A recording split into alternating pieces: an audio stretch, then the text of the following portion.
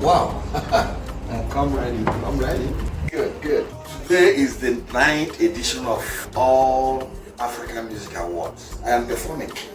I'd like to show you my outfit today.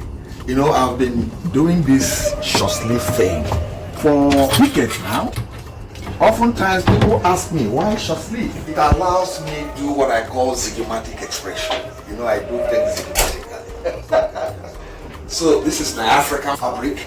You know, I'm very, very Afrocentric for decades now. A trouser, these are my beads, African beads. My bangle.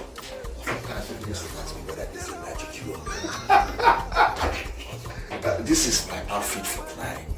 You know, I do a lot of dancing on stage, and it would be nice to show you the shoe I'm going to use tonight for zygomatic expression. You get? Check it out.